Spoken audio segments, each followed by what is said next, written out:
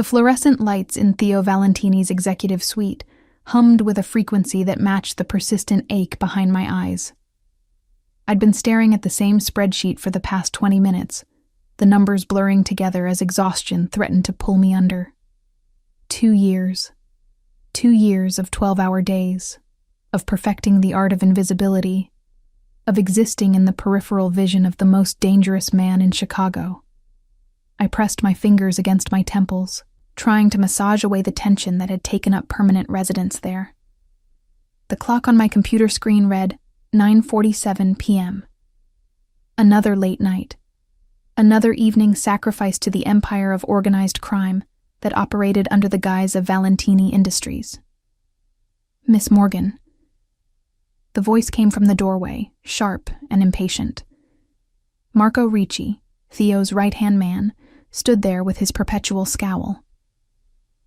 Mr. Valentini needs the quarterly reports on his desk by morning. All of them. I swallowed the exhaustion that threatened to manifest as tears.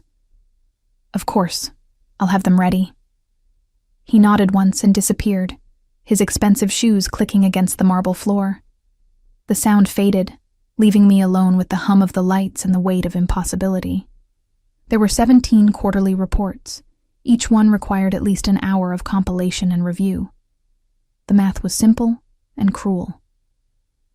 My phone buzzed with a text from my mother's nurse in Ohio. The message was brief, clinical. Treatment went well today. She's asking about you. Guilt twisted in my chest, sharp and familiar. I'd promised to visit last month, but overtime had eaten away at my plans. The overtime I needed to pay for her treatment.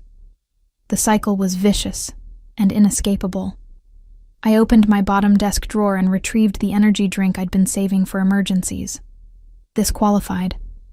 As I cracked it open, I caught my reflection in the darkened window behind my desk. 26 years old and I looked 40, with dark circles under my eyes and a permanent tension in my jaw.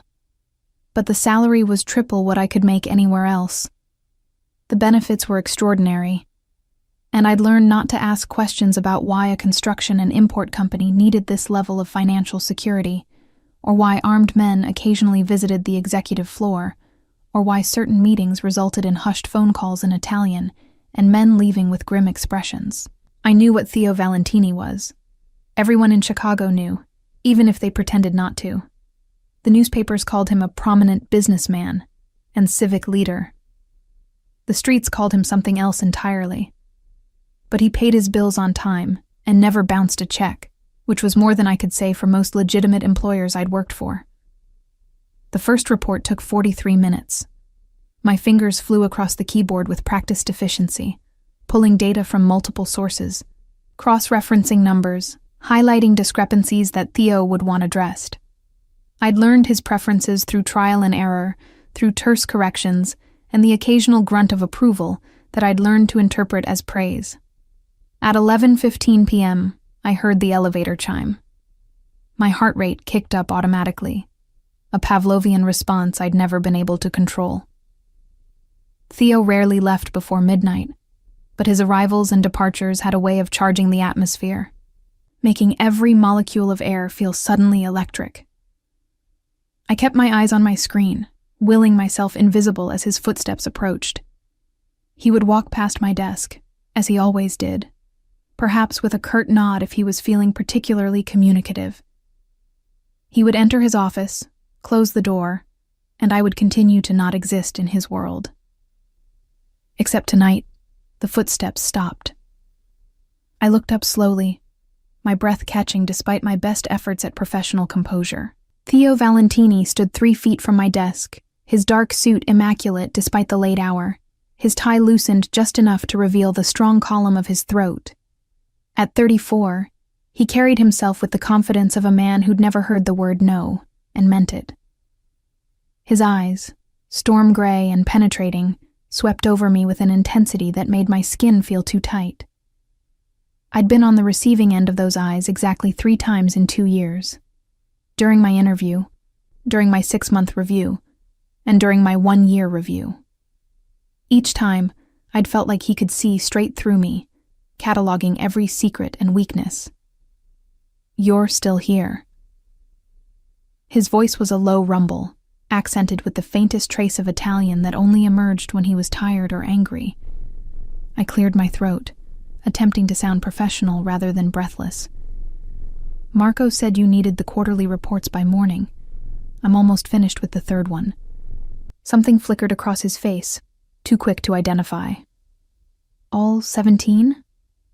Yes, sir. He was silent for a long moment, his gaze dropping to the empty energy drink can on my desk, then to the stack of files beside my computer, then back to my face.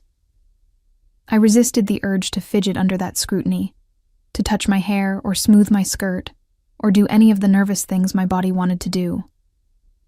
How long have you worked for me, Miss Morgan? The question surprised me. 2 years next month. And in those 2 years, have I ever asked you to complete an impossible task? I hesitated, unsure where this was going.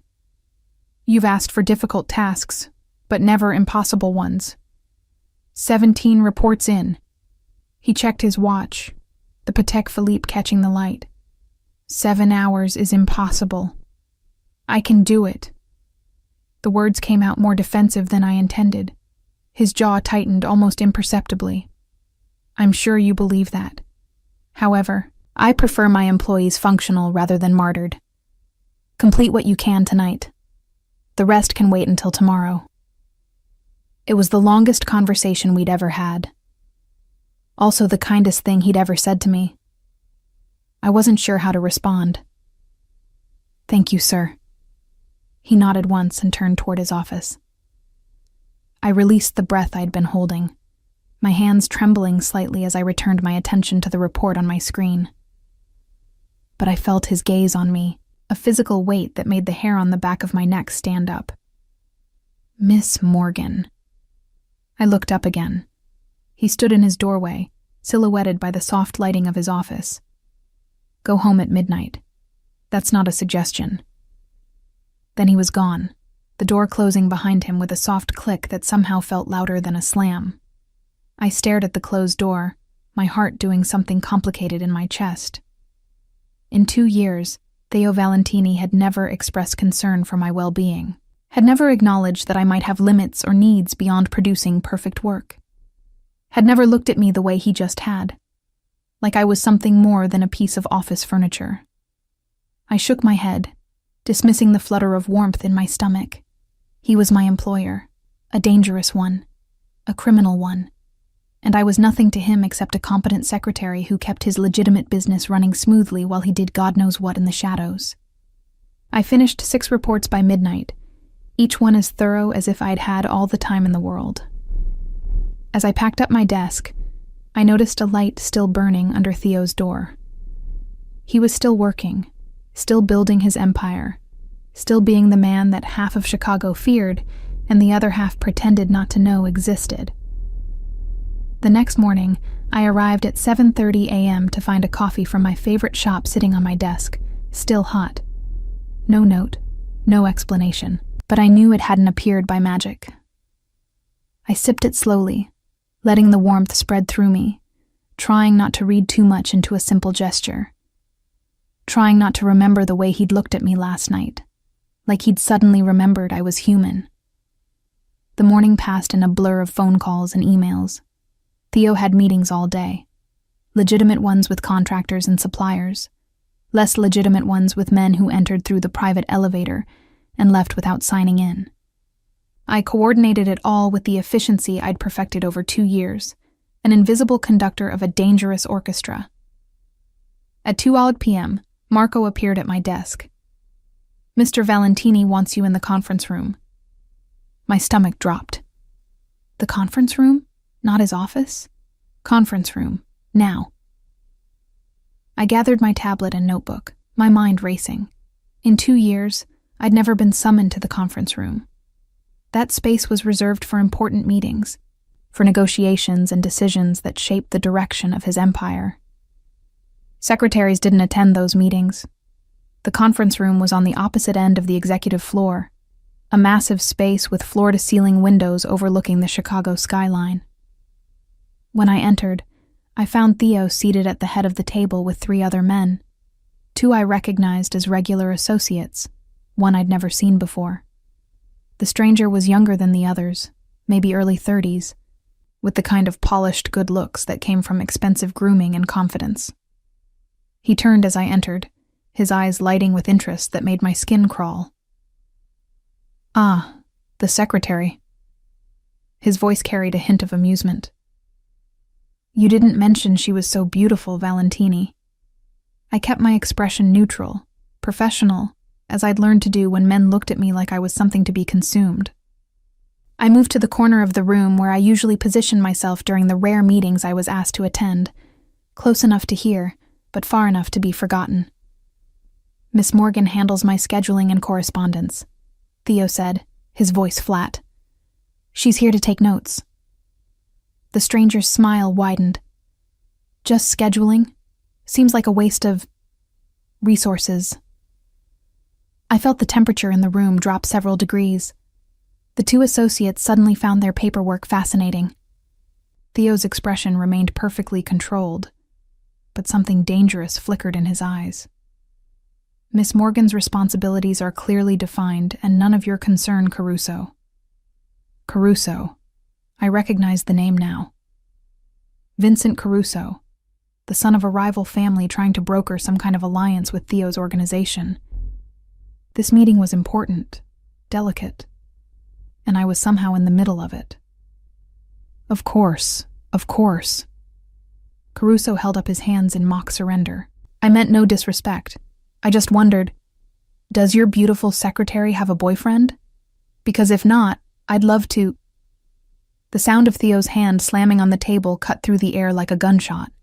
Papers jumped. The associates flinched. I froze, my pen hovering over my notebook. "This meeting is over." Theo's voice was lethal, each word enunciated with deadly precision. "Gentlemen, show Mr. Caruso out. Now." "But we haven't finished," Caruso began. "Out." The associates moved with practiced efficiency, flanking Caruso and guiding him toward the door. He went without further protest, though confusion and anger warred on his face. The door closed behind them, leaving me alone with Theo in the sudden, suffocating silence.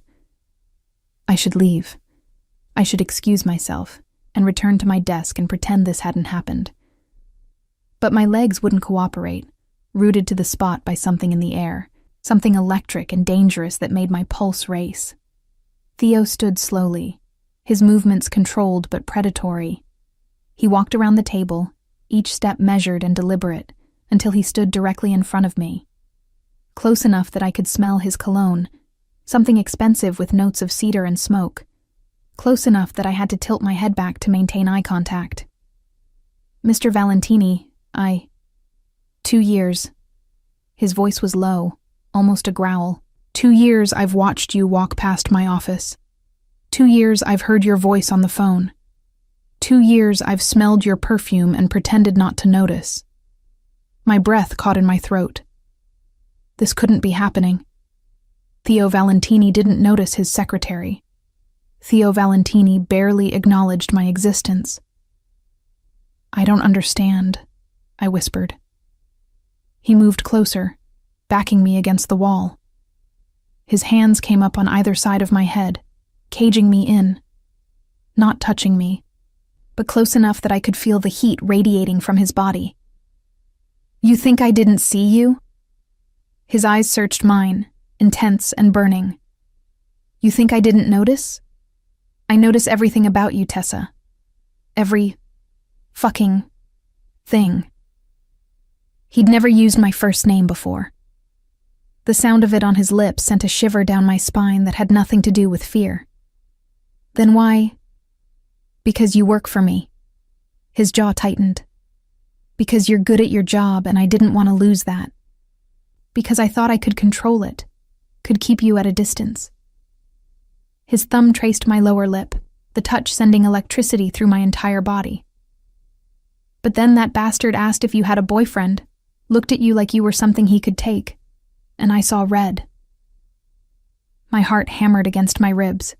This was insane.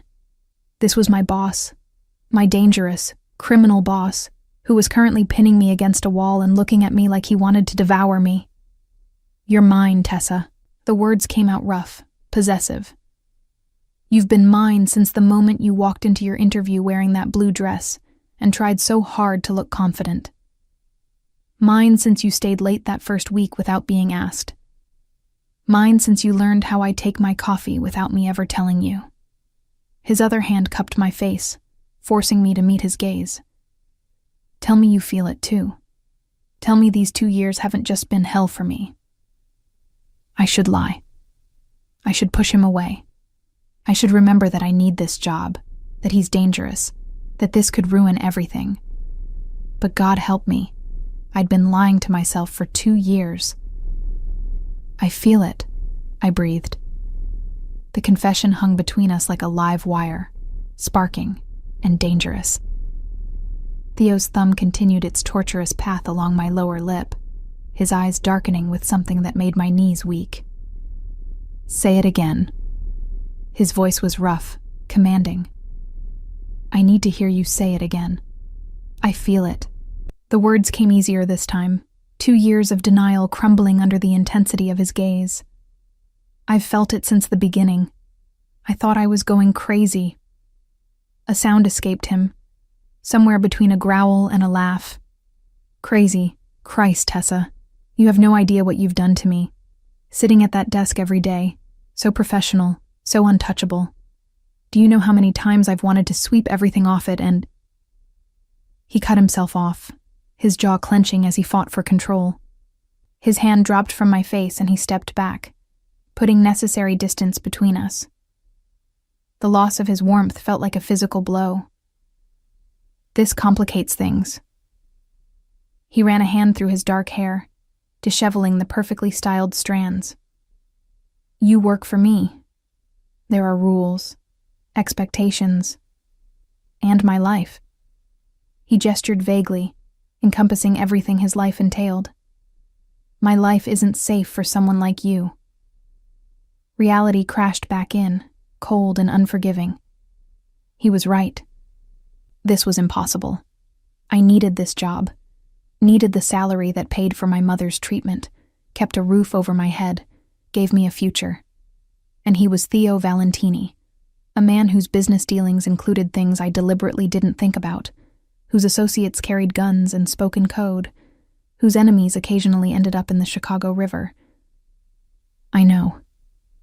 I straightened my spine, calling on every ounce of professionalism I possessed. "You're right.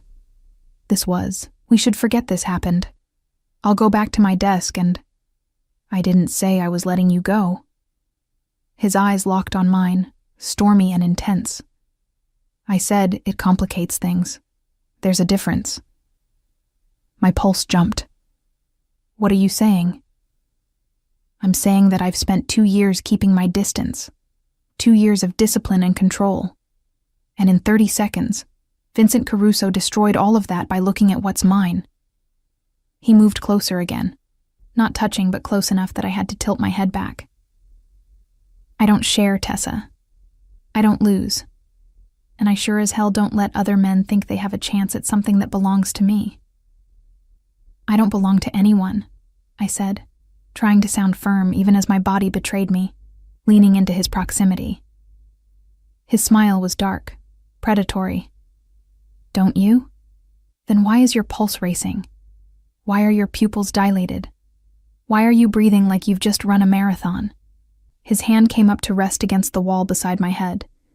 "Your body knows the truth even if your mind is still fighting it." He was right, and I hated him for it.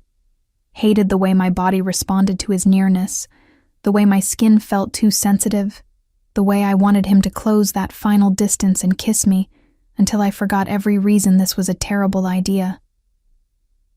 "What do you want from me?" I whispered. "Everything." The word was simple, absolute. "But we'll start with dinner." I blinked, thrown by the sudden shift to normalcy. "Dinner? Tomorrow night, 8 o'clock. I'll pick you up." It wasn't a request. "Mr. Valentini. Theo." His thumb brushed my cheekbone. "When we're alone, you call me Theo." Theo. I tested the name, foreign on my tongue after 2 years of careful formality. I don't think this is a good idea. Probably not. He stepped back, finally giving me space to breathe. But I've run out of good ideas where you're concerned. All I have left are bad ones, and I'm done fighting them. He returned to the conference table, gathering the papers that had scattered when he'd slammed his hand down. When he looked at me again, his expression had shifted, returning to the controlled mask I was familiar with. But I could see the cracks now, the heat simmering beneath the surface. Return to your desk, Miss Morgan. Finish the quarterly reports at your own pace. And tomorrow night, wear something nice. He paused at the door. But not too nice. I have very little self-control where you're concerned, and I'd prefer our first date to actually include dinner. He left me standing there, trembling and confused, and more alive than I'd felt in years. The rest of the day passed in a haze. I returned to my desk and attempted to focus on work, but my mind kept replaying the scene in the conference room. The way he'd looked at me, the things he'd said, the promise in his voice when he'd called me his. At 5:30 p.m., as I was packing up my desk, Marco appeared. His expression was unreadable as he placed a small box on my desk. From Mr. Valentini. I opened it with shaking hands to find a new phone, top of the line, already activated. A note inside read, "Your number is already programmed in. So is mine. I expect you to answer when I call. T." I looked up at Marco, questions forming, but he was already walking away. That evening, in my tiny studio apartment in a neighborhood that Theo probably had his men patrol, I stared at the new phone like it might bite me. It rang at exactly 8:09 p.m. "Hello? Did you eat dinner?" Theo's voice, deeper over the phone, sent shivers down my spine. Yes. I made pasta." "What kind?" The question was so mundane, so normal that I almost laughed. "Spaghetti aglio e olio. Why?" "I'm learning about you. What you eat, what you like, what makes you smile." A pause. "I've wasted 2 years, Tessa." "I'm not wasting any more time." We talked for an hour, about nothing and everything. He asked about my mother, and I found myself telling him about her illness, the medical bills, my guilt about being so far away. He listened without judgment, without offering empty platitudes. "She's proud of you," he said finally. "For surviving in a city like this, for working as hard as you do, for being strong enough to ask for help when you needed it." "I didn't ask for help. I just took a job." "You took a job working for the most dangerous man in Chicago. That takes courage or desperation." His voice softened. "I'm betting on both." He wasn't wrong. The next day at work felt different. Every time Theo walked past my desk, his hand would brush my shoulder, my arm, once the back of my neck in a touch so brief, I might have imagined it except for the fire it left behind. He found excuses to call me into his office. Questions about scheduling that he definitely knew the answers to. Requests for coffee that he could have asked Marco to handle. Each time, his eyes would trace over me with an hunger that made concentration impossible. At 7:00 p.m., he appeared at my desk in a different suit than he'd worn that morning. Charcoal gray that emphasized his broad shoulders, with a black shirt underneath that made his gray eyes look almost silver. "Ready? I need to go home and change first," I protested, looking down at my work clothes. "You look perfect. The reservation is at 8:30. We'll stop by your apartment first." He knew where I lived. Of course he knew where I lived. Theo Valentini knew everything about everyone in his orbit. His car was exactly what I expected. A black Mercedes with tinted windows and a driver I recognized as one of his more intimidating associates. Theo held the door for me, his hand at the small of my back, burning through the fabric of my blouse. During the drive, his thigh pressed against mine in the back seat. His hand found mine, threading our fingers together with a possessiveness that should have alarmed me, but instead made me feel cherished. "Nervous?" he asked. Terrified. He smiled, a real smile that transformed his usually stern face. Good. So am I. You don't seem terrified. I'm excellent at hiding fear. It's a survival skill. His thumb traced circles on the inside of my wrist. But make no mistake, Tessa. This terrifies me. You terrify me. Because for the first time in my life, I found something I want more than power. The confession stole my breath. Before I could respond, the car pulled up to my building. Theo's expression darkened as he took in the exterior. The graffiti, the broken security door, the flickering streetlight. How long have you lived here? Since I moved to Chicago. It's affordable and close to the train. His jaw tightened. Pack a bag. What? Pack enough for a few days. You're not staying here anymore. Panic flared. Theo, I can't afford anywhere else. I've looked, believe me, but with my mother's medical bills, I'm not asking you to afford anything. His eyes met mine, intense and unyielding. I'm telling you that you're not spending another night in this neighborhood. I have a building downtown, secure, safe. There's a vacant unit. It's yours. I can't accept that. Yes, you can. You will. He cupped my face, forcing me to look at him. I told you yesterday. You're mine now. That means I protect what's mine. And I sure as hell don't let what's mine live somewhere that makes me want to post armed guards in the hallway. This is too much, too fast. Probably. But I don't do anything halfway, Tessa. You should know that about me. In the end, I packed a bag. Because the truth was, I'd been afraid in this apartment since the day I moved in. Afraid of the sounds in the hallway, the broken locks, the men who sometimes gathered on the corner at night. And because something in Theo's eyes told me that refusing him this would hurt him in a way that had nothing to do with ego. The restaurant was exclusive, the kind of place that required reservations months in advance. We were seated in a private corner, secluded from the main dining room. Theo ordered in flawless Italian, his accent more pronounced as he spoke to the server. You speak Italian, I observed. My father insisted, said a man should know the language of his heritage. Something dark crossed his face. He insisted on a lot of things. Is he still alive? No. He died when I was 22. Left me his empire and all the responsibilities that came with it. He took a sip of wine. I wasn't ready, but you don't get to choose when power falls into your lap. You either grab it or it destroys you. Do you ever wish you'd walked away? Chosen something else? His smile was bitter. Every day. But wishing doesn't change reality. This life, this business, it's who I am. I've made peace with that. The food arrived, course after course of perfectly prepared Italian cuisine. We talked between bites, the conversation flowing easier than I expected.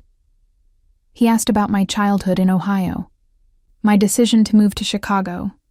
My dreams before reality forced me to abandon them. I wanted to be a teacher, I admitted.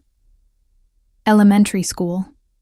I loved working with kids, seeing them learn, watching that moment when something clicks and they understand. Why didn't you? My mother got sick the summer before my senior year of college. I dropped out to take care of her, used my tuition money for her treatment. By the time she was stable enough for me to leave, I had debt instead of a degree. I shrugged.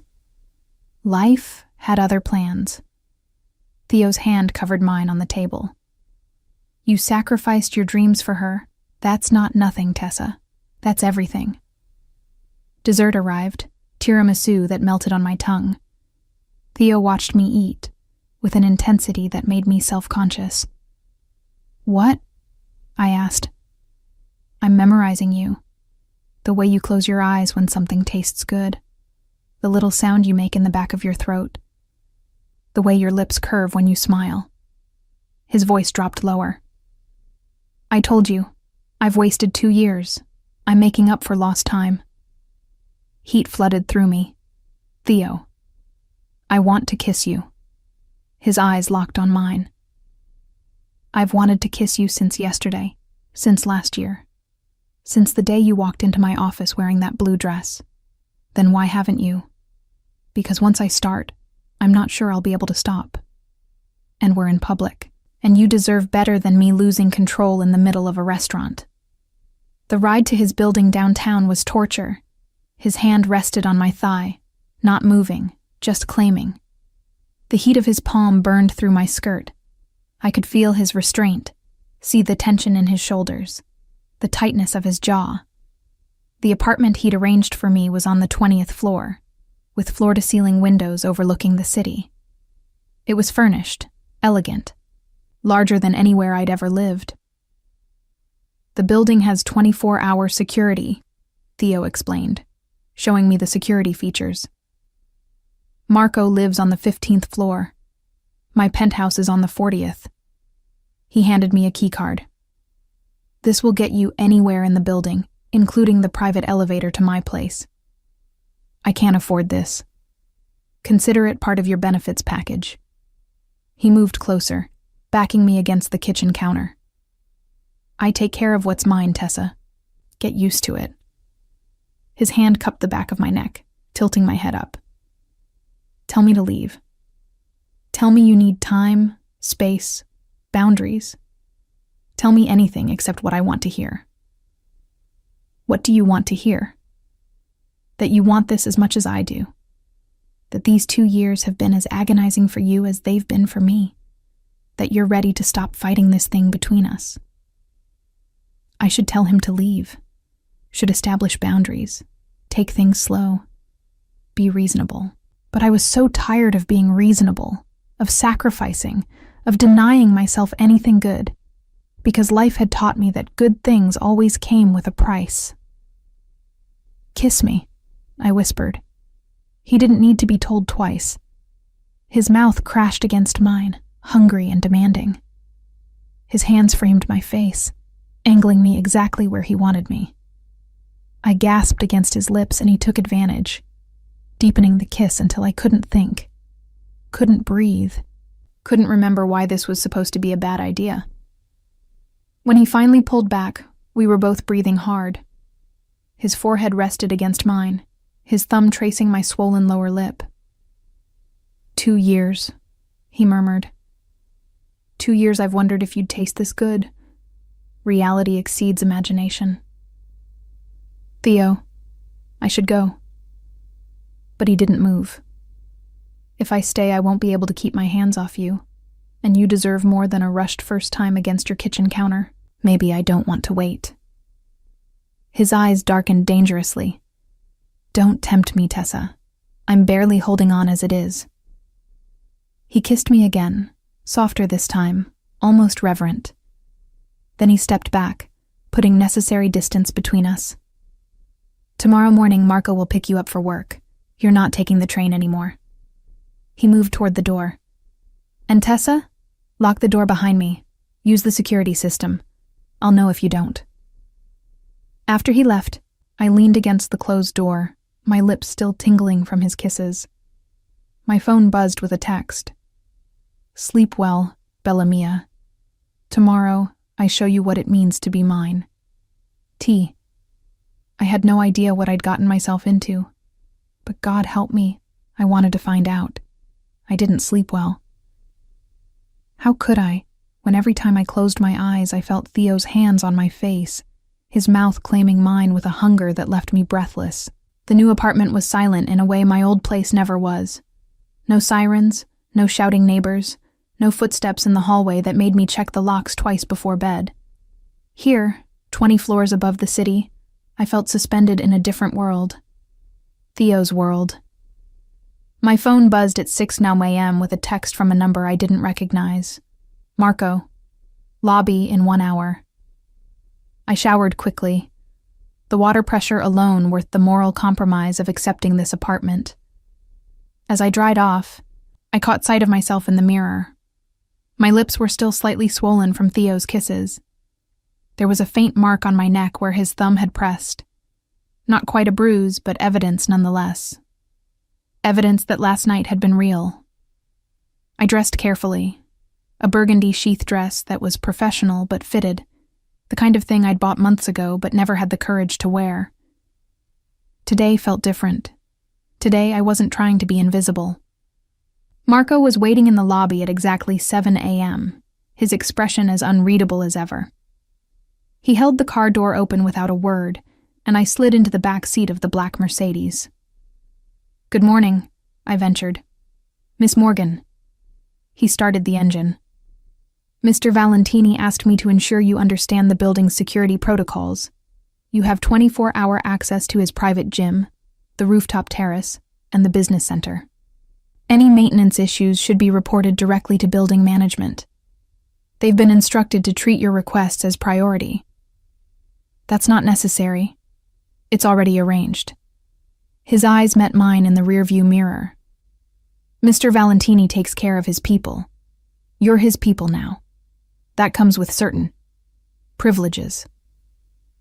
The way he said it made it clear there were also obligations, expectations. I was beginning to understand that nothing in Theo's world was simple. The office felt different when we arrived. Or maybe I felt different. I went through my morning routine, starting coffee, checking Theo's calendar, reviewing overnight emails. But I was hyper-aware of every sound, every movement, waiting for him to arrive. He walked in at 8:30 a.m., and the air in the office shifted. He was in a navy suit today, with a white shirt and no tie, the top 2 buttons undone. His eyes found mine immediately, and the heat in them made my mouth go dry. "Miss Morgan." His voice was professional, but his eyes told a different story. "My office. Now." I gathered my tablet and followed him, acutely aware of Marco's knowing look. The moment Theo's office door closed behind us, he was on me. His hands framed my face as he kissed me with a desperation that stole my breath. "Missed you," he murmured against my lips. "All night, I kept thinking about how you tasted, how you sounded when you gasped my name. Theo, we're at work. I don't care." His mouth moved to my neck, finding that sensitive spot below my ear that made my knees weak. "I've spent 2 years caring about propriety and professionalism. I'm done with that." His hands slid down my sides, resting on my hips. "This dress. Christ, Tessa. Are you trying to kill me? I thought you'd like it." "Like it?" He pulled back to look at me, his eyes dark. "I want to peel it off you slowly and map every inch of skin underneath, but we have a problem."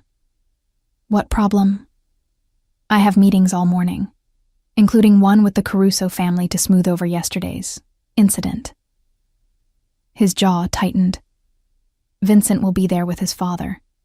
I need you to stay away from the conference room. Actually, I need you to stay locked in here until they leave." "That's ridiculous. I have work to do." "Tessa." His voice was steel. "I barely controlled myself yesterday when he looked at you. If he so much as speaks your name today, I'll put a bullet in him, alliance be damned. So unless you want to witness a murder, you'll stay in my office." The casual way he referenced killing someone should have terrified me. Instead, a dark thrill ran through me at the possessiveness in his voice, the barely leashed violence simmering beneath his controlled exterior. "Okay," I whispered. He kissed me again, softer this time. "I'll have lunch brought up. We'll eat together, just us." His thumb traced my lower lip. "And tonight, I'm taking you somewhere. Somewhere I can touch you without worrying about propriety or witnesses." "Where?" "You'll see." He stepped back reluctantly. "Work from here today. If you need anything, text me. Don't leave this office until I come back for you." The morning crawled by. I worked from Theo's desk, the leather chair still warm from where he'd sat earlier, smelling faintly of his cologne. Through the closed door, I could hear muffled voices, meetings happening, business being conducted, the machinery of his empire turning. At 11 p.m., I heard raised voices from the conference room. Italian, spoken too rapidly for me to follow, but the anger was unmistakable. Then Theo's voice, cold and commanding, cutting through the chaos. Silence followed. My phone buzzed. Stay put. Everything's fine. At 12:30 p.m., he returned. His expression was dark, his movements tight with barely contained fury. He locked the office door behind him. "What happened?" I asked. Vincent suggested that perhaps my attachment to you was clouding my judgment, that I was letting personal feelings interfere with business.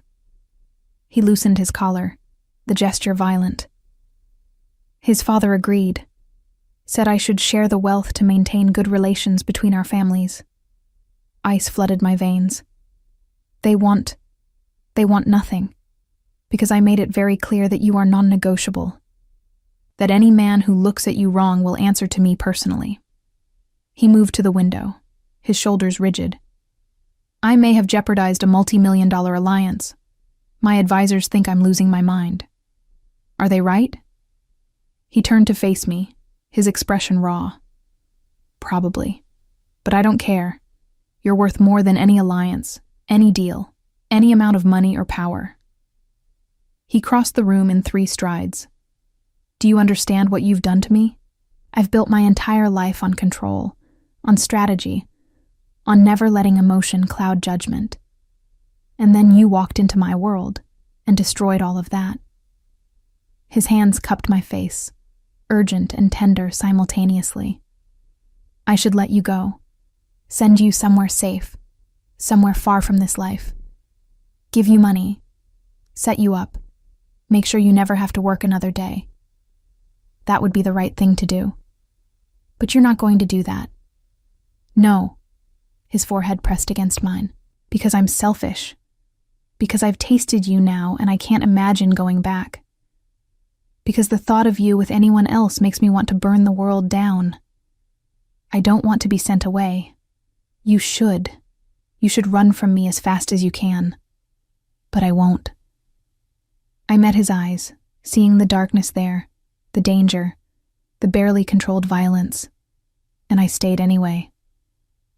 Whatever this is, whatever we're doing, I'm choosing it. I'm choosing you.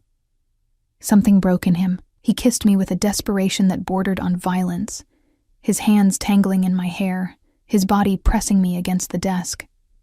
Papers scattered. I didn't care.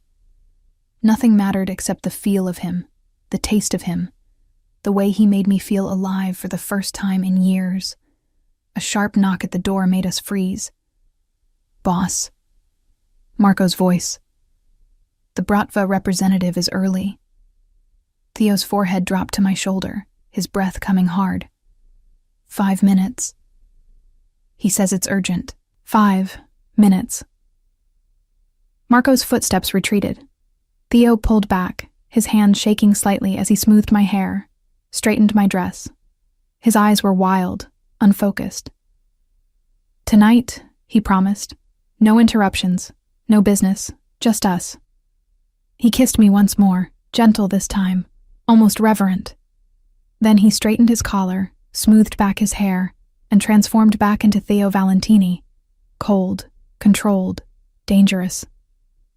Stay here. I'll send lunch up. This meeting shouldn't take more than an hour. After he left, I collapsed into his chair, my body trembling with adrenaline and unsatisfied desire. This was insane. We were at his office. Anyone could have walked in. But God help me. I'd wanted him to keep going. Propriety be damned. My phone buzzed with a text from an unknown number. You're playing a dangerous game, Miss Morgan. Theo Valentini destroys everything he touches. You'll be no exception. My blood ran cold. I forwarded the message to Theo immediately. His response was instant. Don't respond. Don't worry. I'm handling it. Tea lunch arrived at 1 p.m. Italian food from a restaurant I recognized as one of the most expensive in the city. Marco brought it up personally, along with a bottle of water and a folded note. I ordered all your favorites. Eat. You'll need your strength for tonight. Tea. How did he know my favorites? Then I remembered. 2 years of lunch orders, of preferences carefully noted and filed away. He'd been paying attention all along. The afternoon passed in a blur of work. I responded to emails, updated spreadsheets, coordinated schedules. Normal tasks in an increasingly abnormal situation.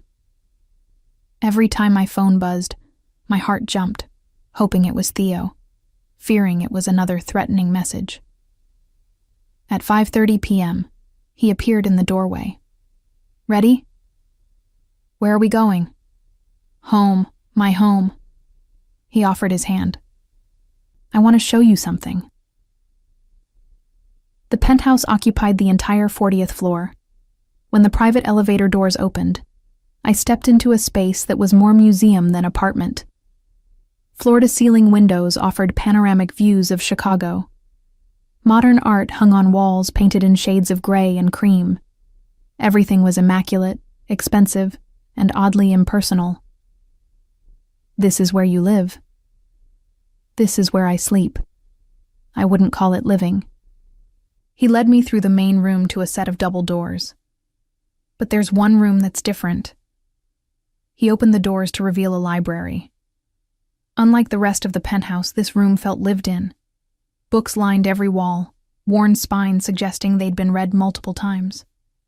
A leather armchair sat by the window, a table beside it with a half-empty glass of whiskey, and a book left open, face down. This is where I come when the weight of everything becomes too much, Theo said quietly. When I need to remember that there's more to life than business and violence and obligation. He moved to a shelf and pulled out a worn paperback. My mother gave me this before she died. The Count of Monte Cristo. She said it was about a man who lost everything and clawed his way back through patience and planning. She told me that revenge is a dish best served cold, but that love is meant to burn hot. How old were you when she died? 16. Cancer. My father was devastated. He became harder after that, more ruthless, said grief was weakness and weakness got you killed. He set the book down carefully. I think he was just afraid of feeling anything after losing her. I moved closer, drawn by the vulnerability in his voice. Is that what you're afraid of? Feeling? I'm afraid of what I feel when I'm with you. I'm afraid I'll lose control.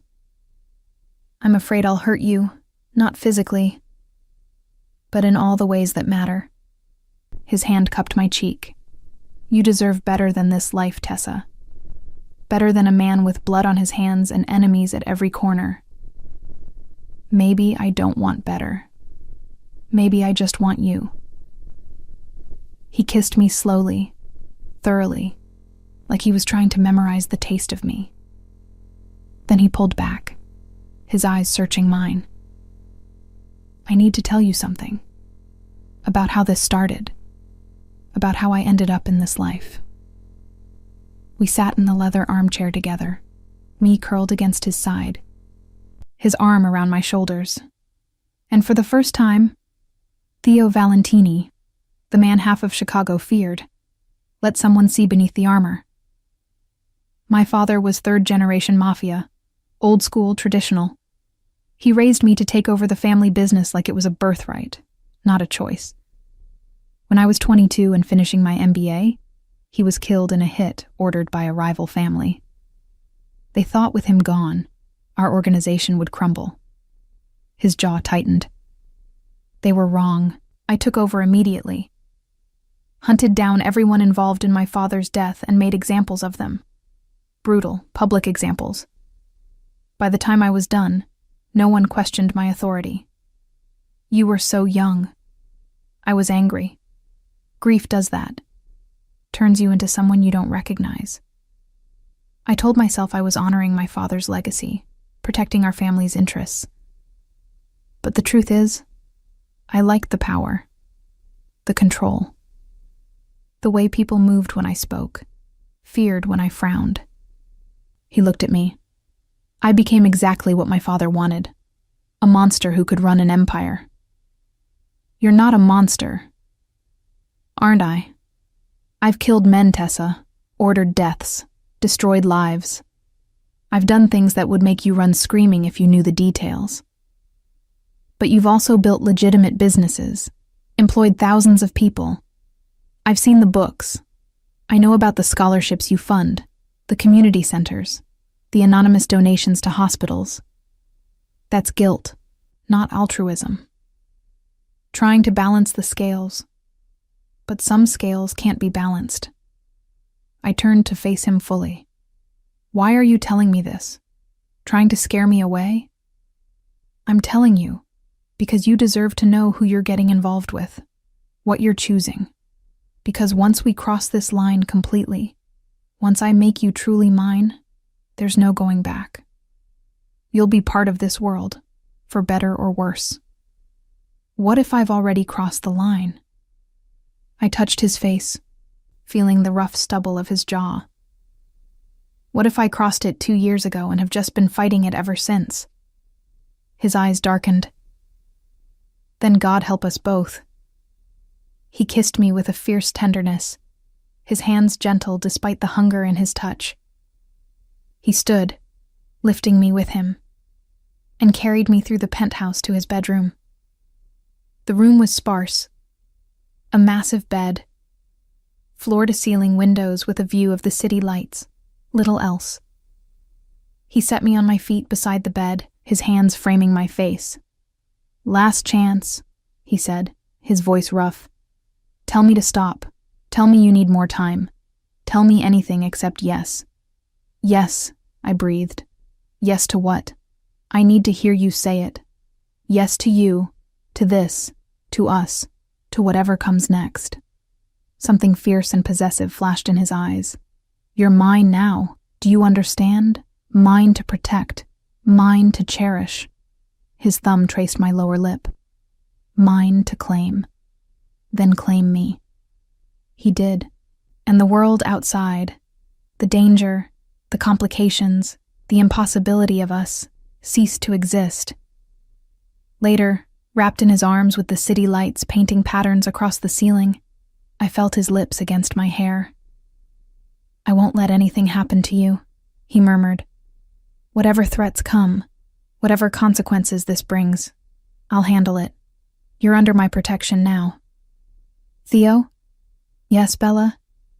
"I think I'm falling in love with you." He went still. Then he tilted my face up to his eyes intense in the darkness. "I fell in love with you the day you stayed late without being asked, made my coffee without me telling you how, and looked at me like I was just a man instead of a monster." He kissed me softly. "I've been yours for 2 years, Tessa. I'm just glad you're finally mine." Morning light filtered through the floor-to-ceiling windows, painting Theo's bedroom in shades of gold.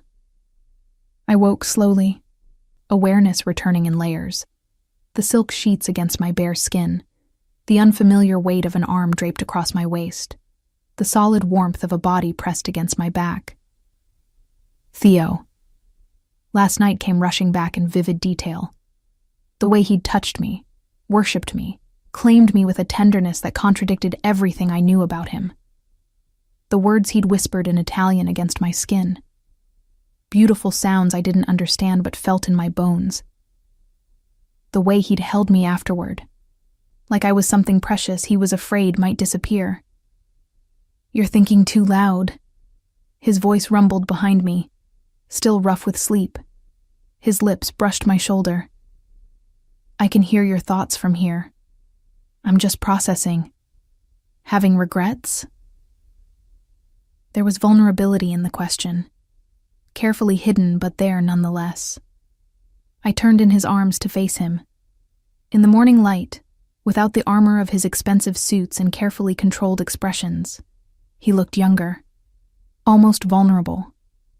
Dark hair fell across his forehead. Stubble shadowed his jaw.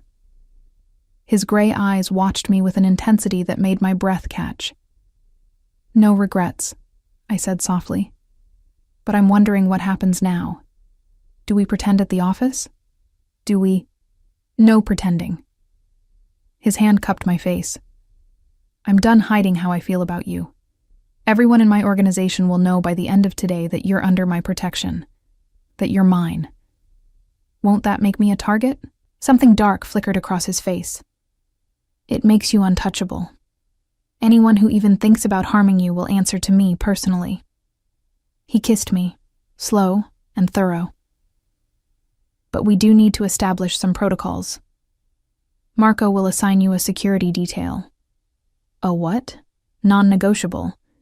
His voice turned to steel. "You're connected to me now. That comes with risks. I won't take chances with your safety." I wanted to argue, to protest the invasion of privacy, the loss of independence. But I'd seen enough in 2 years to know that Theo's world was dangerous, that people who crossed him tended to disappear, that his enemies would see me as a weakness to exploit. "Okay," I said finally, "but they have to be subtle. I'm not having armed guards following me into coffee shops." A small smile tugged at his lips. "Marco's team is very good at being invisible when necessary. You won't even notice them most of the time." "Most of the time?" "There may be situations where discretion becomes secondary to protection.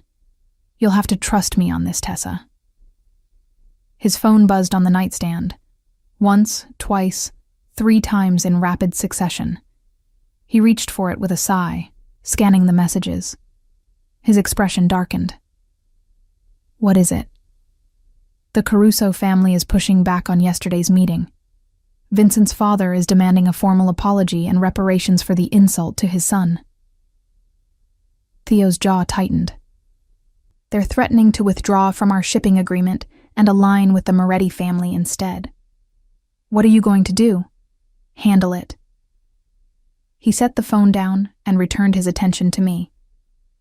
"But first, I'm going to make you breakfast because I'm discovering I enjoy taking care of you, and my calendar is clear until 10. "You cook?" "My mother insisted, said a man who couldn't feed himself was no man at all." He slid out of bed unselfconsciously, pulling on black boxer briefs that did nothing to hide his perfect form. "Stay here. I'll bring it up." I watched him leave, then rolled onto my back, staring at the ceiling. This was insane. 24 hours ago, I'd been his invisible secretary. Now I was in his bed, wearing his protection like armor, stepping into a world I didn't fully understand. My phone buzzed from the nightstand where I'd left it last night. A text from Marco. Security detail assigned. "Officer Chen will introduce herself when you arrive at the office. She'll be your primary protection." Then another text from an unknown number. "Enjoy it while it lasts." Theo always gets bored of his toys eventually. My blood ran cold. I deleted the message immediately, but my hands were shaking. Who was sending these? And how did they have my number? Theo returned 20 minutes later with a tray, perfectly scrambled eggs, crispy bacon, fresh fruit, and coffee made exactly how I liked it. He'd pulled on gray sweatpants that hung low on his hips, leaving his chest and abdomen bare.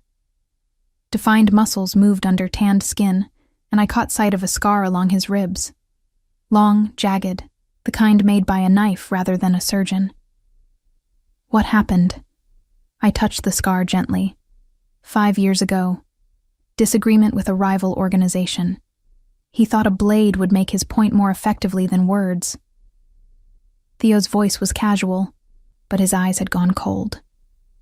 He was wrong. "Did you?" "Yes." No hesitation, no remorse. He came at me with a knife. I defended myself with a gun. The outcome was predictable. I should have been horrified. Should have seen that moment for what it was, a glimpse into the violence that defined his life. Instead, I found myself tracing the scar, this evidence that he was mortal, that he'd been hurt and survived. "You're not scared of me," he observed, something like wonder in his voice. Should I be? Most people are. Most women definitely are. I'm not most women. I met his eyes. And I think you've hurt a lot of people, Theo. But I don't think you'd ever hurt me. Never. The word was fierce, absolute. I would burn the world down before I let harm come to you. We ate breakfast together, the domesticity of it surreal. Theo Valentini, feeding me strawberries and stealing kisses between bites. Making me laugh with stories about his nephew. Showing me the human being beneath the monster everyone feared. At 9:30, we dressed for work. I wore one of the new outfits from the apartment. A fitted black dress with a leather jacket, subtle but elegant. Theo circled me slowly, his eyes heating. You look like you belong to me, he said, satisfaction in his voice. Is that a compliment? It's everything. He pulled me against him, his lips finding that sensitive spot below my ear. Tonight, we have dinner with my sister and her husband. They want to meet the woman who's finally made me lose my carefully cultivated self-control. Panic fluttered in my chest. Your family? Already? Rosa's been pestering me for months to bring someone to Sunday dinner. She'll love you. He kissed me softly. And if she doesn't, it won't matter. You're mine either way. The ride to the office was different than every other morning in my 2 years working for Theo. Instead of sitting in professional silence, his hand rested possessively on my thigh. He pointed out buildings he owned, restaurants he had interests in, areas of the city under his protection. Showing me his kingdom. Marco was waiting in the garage when we arrived, along with a petite Asian woman in her early 30s, wearing dark jeans and a blazer that didn't quite hide the holster at her hip. Miss Morgan, this is Officer Chen, Marco introduced.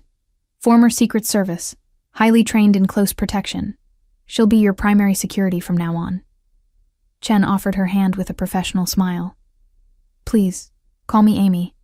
I'll be staying close but unobtrusive. Most of the time, you won't even notice I'm there. And the rest of the time? The rest of the time, there will be a threat that requires my presence to be more obvious. In those situations, I need you to follow my instructions immediately and without question. Your safety is my only priority. Theo's hand found the small of my back. Amy has full authority to override any plans or decisions if she deems them unsafe. That includes events I've arranged. Her judgment is final. The weight of what was happening settled over me. This was real. I wasn't just dating my boss. I was entering a world where armed protection was necessary, where threats were common enough to require protocols, where my life had just been handed over to a stranger for safekeeping. The elevator ride to the executive floor was crowded. Theo, Marco, Amy, and me. When the doors opened, I saw that the usual morning bustle had stilled. People were staring, whispering. News had already spread. Theo kept his hand on my back as we walked to my desk, a public declaration of ownership that made several secretaries exchange loaded glances. Amy positioned herself by the wall, unobtrusive but present. Conference call in 30 minutes, Theo said, loud enough for everyone to hear. Miss Morgan, I'll need you in my office to take notes. The pretense of professional necessity was thin, but it was something. I gathered my tablet and followed him into his office, hyper-aware of the eyes tracking my movements. The moment the door closed, he pulled me into his arms. Ignore them. Let them gossip. By the end of the week, it will be old news. And if they don't respect me anymore, if they think I slept my way into preferential treatment, then they're idiots who don't know you earned your position through competence and dedication. His eyes hardened. And if anyone is stupid enough to say that to your face, they'll be looking for a new job by the end of the day. The conference call was with investors in one of Theo's legitimate businesses, a chain of upscale Italian restaurants. I took notes dutifully, watching him transform into the businessman persona. Charming, confident, persuasive. No hint of the violence simmering beneath the surface. When the call ended, Marco appeared in the doorway. "The Caruso situation requires your immediate attention. Vincent's father is here with his lawyer." Theo's expression turned to ice. "Send them to conference room 1. Gather the advisors, and get Franco on the phone. I want our lawyer present for whatever bullshit they're about to spew." He turned to me. "Stay in here. Lock the door. Don't open it for anyone except Marco or Amy." "Theo, please." His hand cupped my face. "I need to know you're safe while I deal with this. Can you do that for me?" I nodded, and he kissed me fiercely before striding out. Amy slipped into the office before the door closed. "I'll stay with you," she said calmly. "Just a precaution. Do you think something's going to happen?" I think Mr. Valentini is cautious, and caution keeps people alive. The next hour was agonizing. I tried to work, but every raised voice from the conference room made me jump. At one point, I heard something crash, glass breaking, maybe furniture overturning. Then Theo's voice, low and deadly, cutting through the chaos. My phone buzzed. "Unknown number again. He's going to get you killed. Walk away while you still can." I showed the message to Amy. She read it, her expression neutral. "I'll have Marco trace the number. In the meantime, don't respond. Don't engage." Who would do this? Who's sending these? Could be a lot of people. Mr. Valentini has enemies. Some of them might see you as a way to hurt him. Others might genuinely believe they're helping you by warning you away. She met my eyes. "But my job isn't to figure out their motives. It's to keep you breathing." Finally, the conference room doors opened. I heard footsteps, multiple people moving. Then Theo's voice, cold and final. "Tell Vincent that if he comes near Tessa again, I'll put a bullet in him myself. Father or no father, alliance or no alliance. That's not a threat, it's a promise." Silence. Then the sound of the elevator doors opening and closing. Theo appeared in his office doorway moments later. His tie was loosened, his hair disheveled, a fresh cut on his knuckles. But his eyes were blazing with satisfaction. "It's handled." "What happened?" "They wanted reparations, a significant cut of our shipping profits for the next year as compensation for the disrespect shown to Vincent." He moved to his desk, pouring whiskey from a crystal decanter. "I told them to go fuck themselves. Theo, they threatened to align with the Morettis, to cut us out of the eastern shipping routes entirely." He drank the whiskey in one swallow. "I reminded them that the Morettis are in bed with the FBI, that their organization is being dismantled from the inside, and that aligning with them would be suicide." "And they backed down?" "Eventually, after I made it clear that I would sooner burn every ship in the harbor than give them a single dollar for their wounded pride." He set the glass down, his eyes finding mine. "And I made it very, very clear that you are untouchable. That any attempt to use you against me would be met with immediate and brutal retaliation." I should have been terrified by the casual violence in his voice. Instead, I felt protected. Safe. Like I was standing in the eye of a hurricane, sheltered by the very storm that threatened to destroy everything around me. "Come here," he said softly. I went to him, and he pulled me into his arms, burying his face in my hair. For a long moment, we just stood there, his heart thundering against my chest. "I've made you a target," he said finally. "By claiming you publicly, by refusing to back down, I've painted a bullseye on your back." "I know." "And you're staying anyway?" I pulled back to look at him. "I'm staying anyway." Relief and something darker, possession maybe, or triumph, flashed in his eyes. He kissed me, hard and claiming, like he was sealing a deal that couldn't be undone. The door opened without warning. Marco stood there, his expression grim.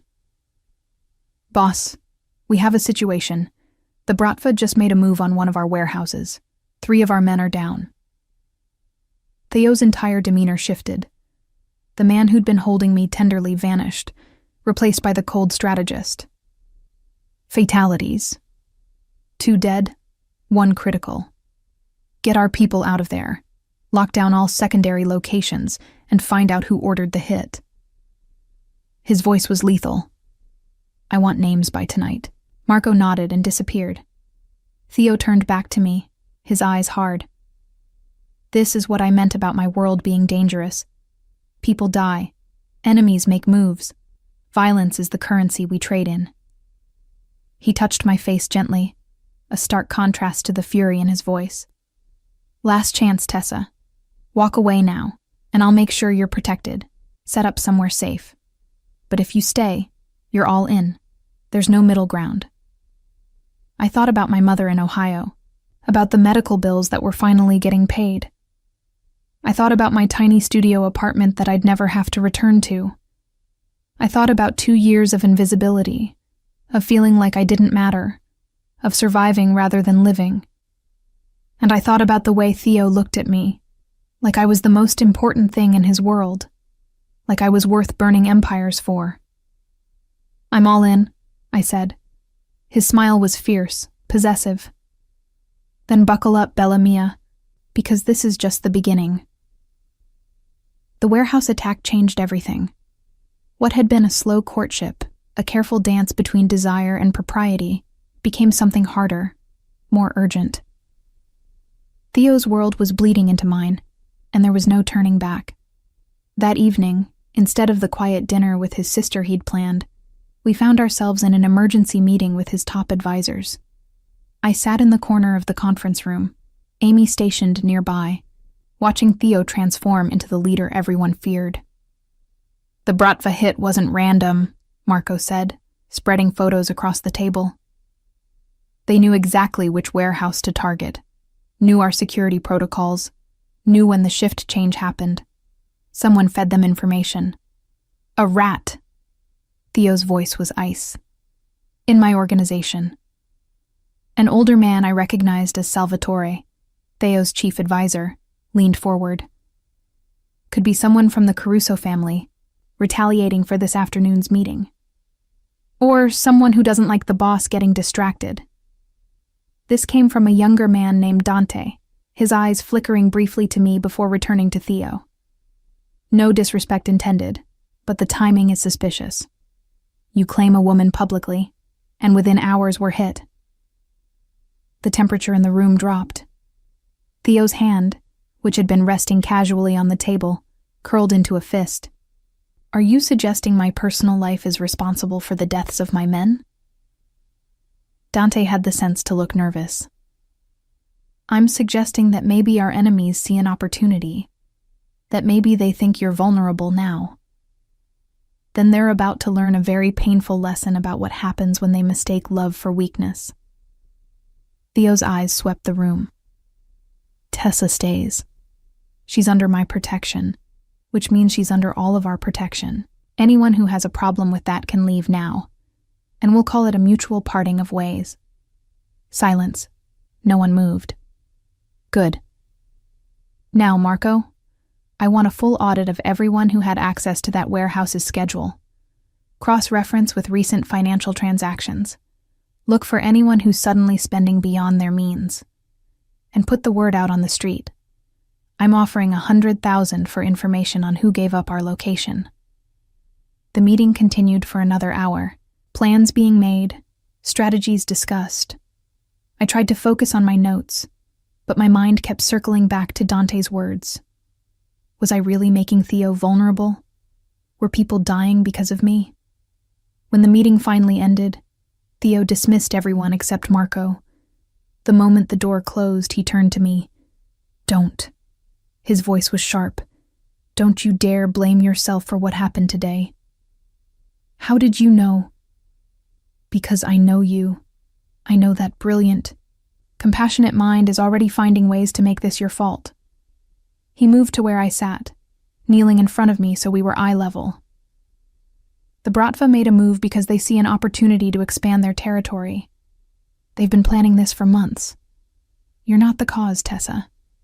You're just the excuse Dante used to voice his concerns. He might have a point, though. Maybe you are distracted. I'm focused. His hands framed my face. For the first time in years, I have something beyond this organization to care about. Something worth protecting. That doesn't make me weaker. It makes me more dangerous. Because now I have something to lose. Marco cleared his throat.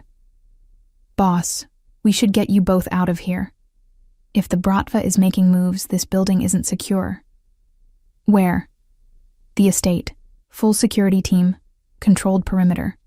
I've already called ahead. Theo nodded, then looked at me. Pack a bag from your apartment. We're staying at my family's estate until this situation is resolved. How long will that take? As long as necessary. His expression was grim. Until I've eliminated the threat or negotiated a peace, whichever comes first. The drive to collect my things was tense. Amy sat in the front passenger seat, her hand resting casually near her weapon. Marco drove, his eyes constantly scanning the mirrors. I was wedged between Theo and another guard in the back, feeling simultaneously protected and trapped. Tell me about the estate, I said, needing to fill the silence. It's where I grew up, Theo said, his thumb tracing circles on the back of my hand. About an hour north of the city on Lake Michigan. My grandfather built it in the 50s, when the family first established themselves in Chicago. 20 acres, completely private. My sister Rosa still lives in the guest house with her husband and son. And you're okay with me meeting them? Under these circumstances? Rosa's been demanding to meet you since I mentioned your name last week. She'll be thrilled, crisis or no crisis. A small smile touched his lips. My nephew Marco, named after this one, will probably interrogate you about whether you can play video games. He's 8 and very serious about his gaming. The normalcy of the description was jarring. Video games and family dinners felt impossibly distant from warehouse attacks and dead bodies. We stopped at my apartment just long enough for me to throw clothes into a bag. Amy came inside with me, her presence both comforting and unsettling. She checked every room, looked in closets, even tested the windows. Clear, she said finally. But pack quickly. We don't want to stay exposed longer than necessary. Back in the car, heading north out of the city, I watched the lights fade behind us. The highway stretched dark and endless, and I felt like I was leaving my old life behind with every mile. What are you thinking? Theo asked softly. That 3 days ago, I was a secretary worried about making rent. Now I'm fleeing the city because a Russian mob is making moves against my boyfriend, who happens to be the head of the Italian Mafia. Boyfriend is a rather pedestrian term for what we are. What are we then? He was quiet for a moment. You're mine. I'm yours. Everything else is just semantics. The estate appeared suddenly, a sweeping driveway lined with trees opening onto a sprawling stone mansion that looked like it had been transplanted from the Italian countryside. Lights blazed from every window. Armed guards patrolled the perimeter. This wasn't just a home. It was a fortress. A woman appeared on the front steps as we pulled up, petite, dark-haired, probably early 30s. She wore jeans and an oversized sweater, but her face was pure Valentini. Those same storm-gray eyes, that same strong bone structure. Finally, she called out. I was beginning to think you'd chickened out, Theo. Rosa. There was warmth in his voice I'd never heard before. He climbed out of the car and pulled his sister into a hug. Where's the monster? Passed out after a sugar high. Your fault for sending him that care package. She turned to me as I emerged from the car, her eyes assessing but kind. And you must be Tessa, the woman who finally made my brother remember he's human. I liked her immediately. I'm not sure I can take credit for that. Oh, honey, you absolutely can. She linked her arm through mine, already pulling me toward the house. Come on, I'll show you your room. Theo, Go do whatever violent planning you need to do. I'm stealing your girlfriend." "She's not my girlfriend," Theo called after us. "What is she then?" Rosa shot back. "Mine?" Rosa snorted. "Men. So dramatic." She guided me through the massive entryway, past rooms filled with expensive furniture and family photos. "He's been impossible for 2 years, you know. Moody, distracted, snapping at everyone. I kept telling him he needed to get laid, but apparently he needed to fall in love instead. I don't think... Oh, please. I've never seen him look at anyone the way he looks at you. Like you're the only real thing in a world of shadows." She stopped at a door on the 2nd floor. "This is the guest suite. Your things should arrive shortly. Bathroom's through there. Closet is fully stocked if you need anything. My place is the guest house past the garden if you need girl talk, or an escape from all the testosterone." "Thank you, Rosa." She touched my arm gently. "No, thank you. For making him happy. For giving him something to care about beyond this life. God knows he deserves it." After she left, I explored the suite. It was easily 3 times the size of my entire apartment, with a 4-poster bed, a sitting area, and windows overlooking the lake. The closet was indeed stocked. Designer clothes in my size, shoes, even jewelry. Theo's work, obviously. I was examining a particularly beautiful dress when I heard the door open. Theo stood in the doorway, his jacket gone, his sleeves rolled up, exhaustion written across his face. "Rosa didn't scare you off?" "She's wonderful. I like her." "She likes you too. I can tell." He moved into the room, closing the door behind him. "She said you look at me like I'm worthy of being loved, which apparently is something I needed in my life." "You are worthy of being loved. Most people would disagree." He pulled me into his arms, his face buried in my hair. "2 men died today, Tessa. Good men with families. And it's my fault for not seeing the threat sooner, for not having better security protocols. You can't control everything. In my world, if you don't control everything, people die." He pulled back, his eyes haunted. "That's what Dante meant. Not that you're a distraction, but that I'm responsible for keeping everyone safe. And I failed today." I touched his face, feeling the tension in his jaw. "So what happens now?" "Now I find who's responsible. I make an example of them. And I reinforce every security measure until my organization is impenetrable." His eyes darkened. "And I keep you safe, whatever it takes." "What if keeping me safe means letting me go?" "Not an option." His hands tightened on my waist. "I told you, I'm selfish. I'd rather fight every enemy in Chicago than lose you." A knock at the door interrupted us. Marco's voice came through. "Boss, we have a lead on the informant. Looks like it was one of the warehouse guards, guy named Tommy Ricci, Marco's cousin 3 times removed. He's disappeared, but we found evidence of a payment from a Bratva-associated account." Theo's entire body went rigid. Marco's cousin? Distant cousin. Marco had no idea the guy was dirty. "Where is Marco now?" "Downstairs, waiting for your orders." Theo closed his eyes briefly, something like pain flashing across his face. "Tell him I'll be down in 5 minutes." After the footsteps retreated, he turned back to me. "This is the part you don't see. The part where I have to make impossible decisions. What are you going to do?" "Marco is my most trusted advisor. He's been with me since we were teenagers. But his cousin betrayed the organization, got 2 men killed." His jaw clenched. "Tradition says Marco should handle it personally, should be the one to eliminate the threat his family brought to our organization. But you don't want him to. I don't want any of this." His voice was raw. "I don't want to ask my best friend to hunt down and kill his own cousin. I don't want to live in a world where that's necessary.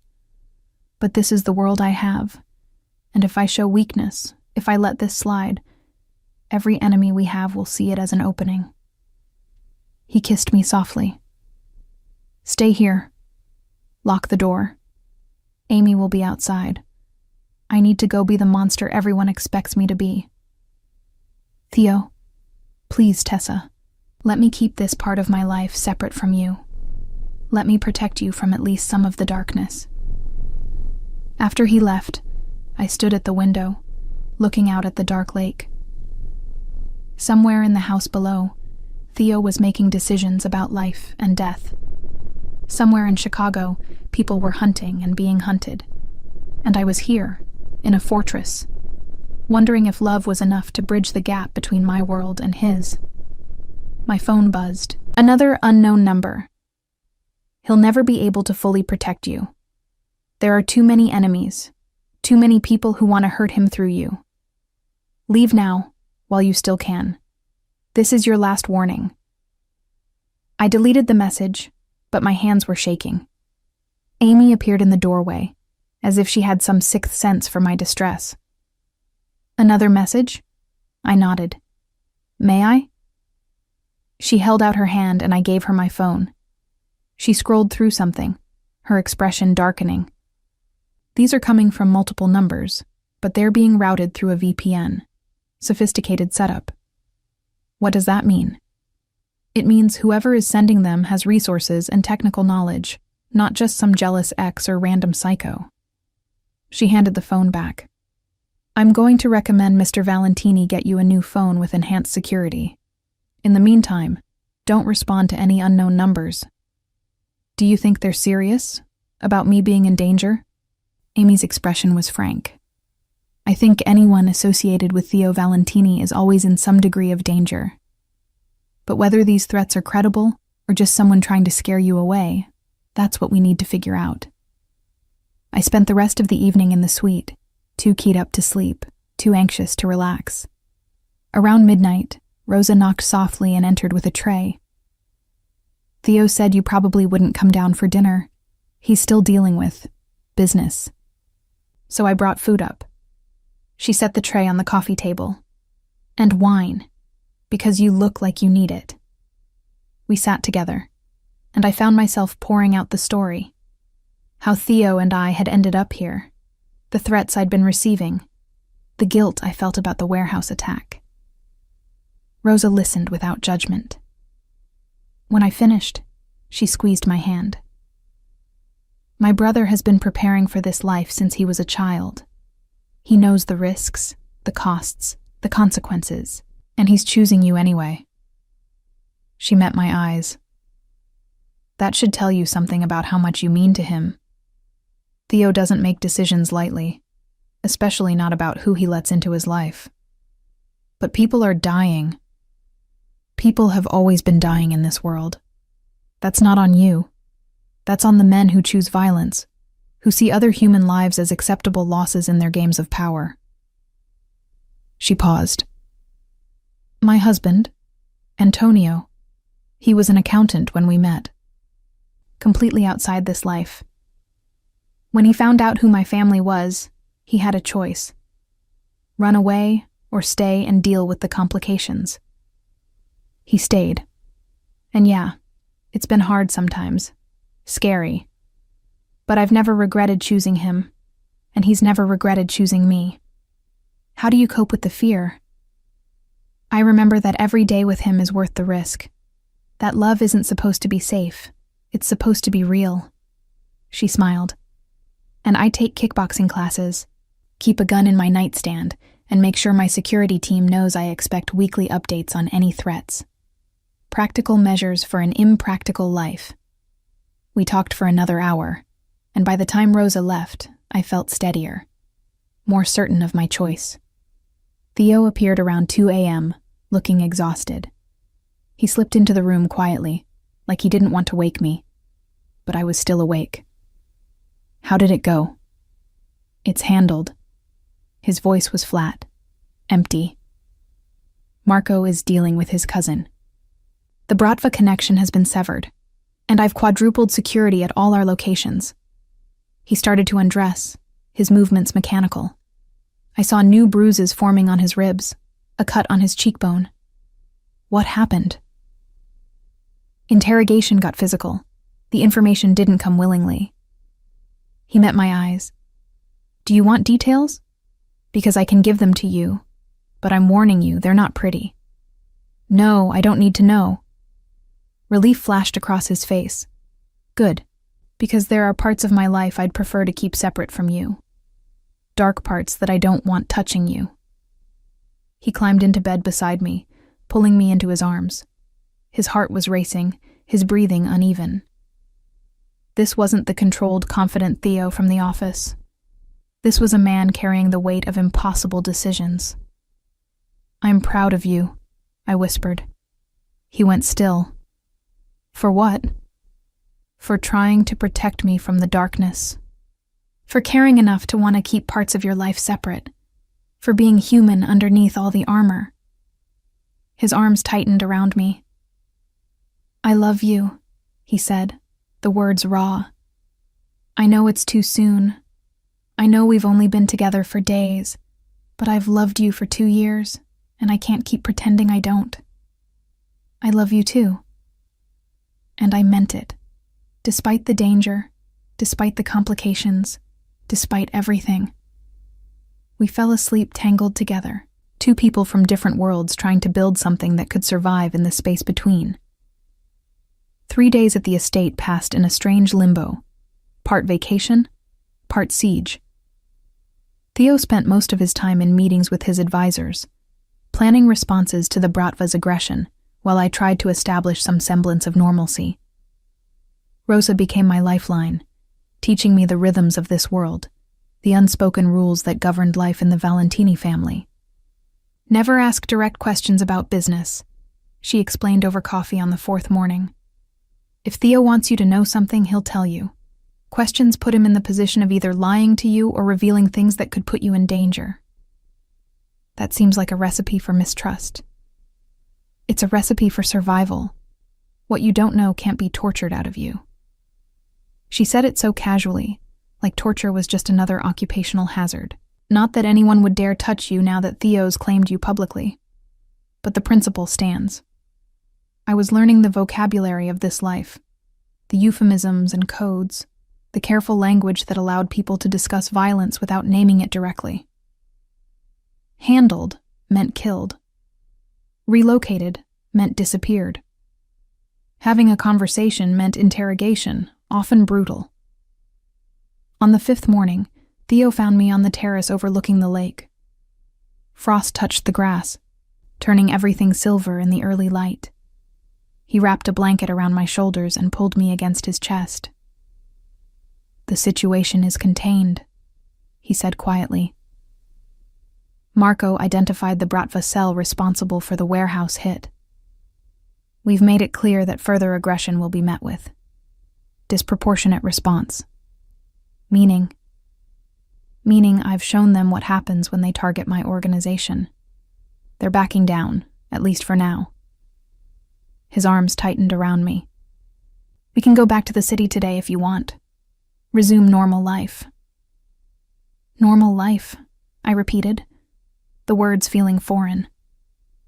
Is that even possible now? I don't know, but I'd like to try. He turned me in his arms, his gray eyes searching mine. I want to take you to dinner without armed guards at every table. I want to wake up next to you in my bed without planning defensive strategies. I want to give you something close to the life you deserve. What if the life I deserve includes you, guards and all? His expression softened. Then I'm the luckiest bastard alive. We returned to Chicago that afternoon. The penthouse felt different now. Not like Theo's space that I was visiting, but like our space.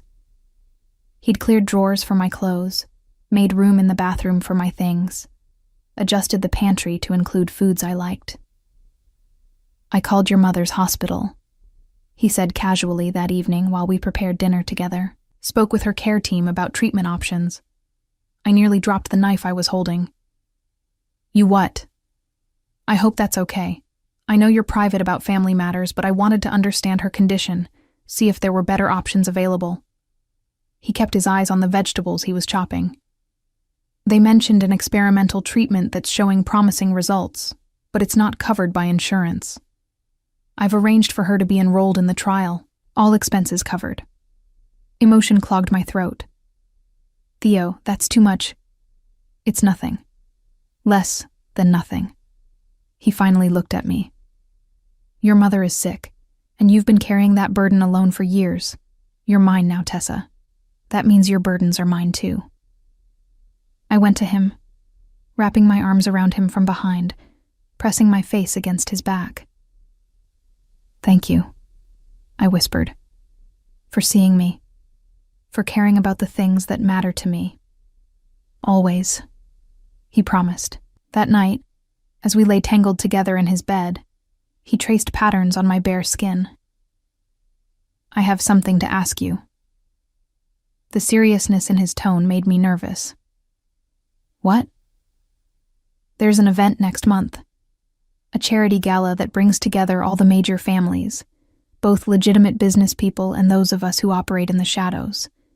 It's neutral ground, a chance to show unity and strength. He paused. I want you there with me. As my partner, not my secretary. Won't that be dangerous? Amy will be there, along with half my security team.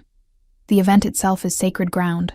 Violence is prohibited, and everyone respects that rule because the consequences of breaking it are severe. His finger traced my collarbone. But it would be a very public statement. Everyone in Chicago would know that you're mine, that you're under my protection. There would be no ambiguity anymore. And that's what you want? What I want is to show you off. To make it clear to every man in that room that you're taken, that you're precious to me, that anyone who even thinks about harming you will answer to me personally. He kissed me softly. But I need to know you're ready for that level of exposure. Once we do this, there's no pretending you're just my secretary. You'll be Tessa Morgan, Theo Valentini's woman. Everything that comes with that title. I thought about the threats I'd been receiving, the danger that already surrounded me, the warehouse attack that had left 2 men dead. I thought about my mother in Ohio, finally getting proper treatment. I thought about waking up next to Theo every morning, the way he looked at me like I was his entire world. I'm ready, I said. His smile was fierce, possessive. Then I'll have Rosa take you shopping. You'll need a dress that stops traffic. I want every person in that ballroom to understand exactly what I have. The next 3 weeks passed in a blur of preparation. Rosa became my stylist, my advisor, and my friend. We spent hours in exclusive boutiques, trying on gowns that cost more than I used to make in a year. We settled on a deep emerald dress that hugged every curve, with a slit up the thigh and a neckline that was daring without being inappropriate. Theo is going to lose his mind when he sees you in this, Rosa said with satisfaction. Every man in that room will want you, and every woman will hate you. Perfect. At work, the dynamics had shifted. People no longer whispered when I walked past. They greeted me respectfully, even deferentially. I was no longer just Theo's secretary. I was his partner, and that carried weight. But the threatening messages continued. Different numbers, different times, but always the same message. Leave him before it's too late. Amy had been investigating, but so far had found nothing concrete. Whoever is sending these knows how to cover their tracks.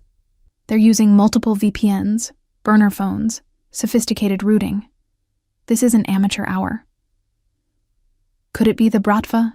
I asked, trying to scare me away as part of their strategy. Possible, but the language feels more personal. Like someone who actually knows you, who thinks they're helping. She frowned. We'll keep digging. In the meantime, stay vigilant. If anything feels off, you tell me immediately. The night of the gala arrived. I spent hours getting ready, hair styled in an elegant updo, makeup dramatic but sophisticated, the emerald dress fitting like it had been painted on. When I emerged from the bedroom, Theo was waiting in the living room, dressed in a tuxedo that made him look like he'd stepped out of a magazine. His reaction was everything Rosa had predicted. His eyes darkened, his jaw clenched, and he crossed the room in 3 strides. "Fuck," he breathed. "You're the most beautiful thing I've ever seen." He kissed me carefully, mindful of my lipstick, his hands skimming over the dress. I'm going to have to fight off every man in that ballroom. "I only see one man," I said, adjusting his bow tie. "Good answer." He pulled back reluctantly. "Amy and Marco will be with us. Stay close to me at all times. If anyone makes you uncomfortable, you tell me immediately. And if I give you a signal—" He touched his right ear. "You go with Amy immediately. No questions asked. You're scaring me." "Good. Fear keeps you alert. Alert keeps you alive." He softened his tone. "But I promise you, Tessa, I will let nothing happen to you. I'd die before I let anyone hurt you." The gala was held at the city's most prestigious hotel, in a ballroom that looked like something out of a fairy tale. Crystal chandeliers, marble floors, tables draped in silk, and covered with elaborate floral arrangements. Chicago's elite mingled in tuxedos and designer gowns, a glittering display of wealth and power. But beneath the elegance, I could feel the undercurrents of danger, the subtle positioning of bodyguards, the careful way people moved through the space, always aware of who was nearby, the loaded glances between rivals forced to maintain civility. Theo kept me close, his hand possessive at the small of my back. We made the rounds, greeting business associates, acknowledging other families, maintaining the careful dance of respect and implied threat that seemed to govern these interactions. "Theo Valentini," a voice called out. I turned to see a distinguished older man approaching, his silver hair swept back, his tuxedo impeccable. Behind him walked a younger man, handsome, cold-eyed, radiating danger. "Don Moretti," Theo greeted him, his voice neutral. "And Lorenzo. I wasn't aware your family would be attending." "We wouldn't miss it," the Don replied smoothly. "Especially not when we heard you'd be bringing your new companion." His eyes swept over me, assessing. I kept my expression neutral, remembering Rosa's advice. Never show fear, never show weakness. In this world, both are invitations to attack. "My fiancé," Theo corrected, his voice like steel. "Tessa Morgan." "Fiancé?" My heart jumped, but I kept my face calm. This was a performance, a power play. "Charmed," Don Moretti said, though his eyes remained cold. "Lorenzo, say hello to Miss Morgan." Lorenzo stepped forward, and I saw something flicker in his eyes. Recognition, perhaps, or calculation. "A pleasure. Tell me, Miss Morgan, how did a woman like you end up with a man like Valentini?"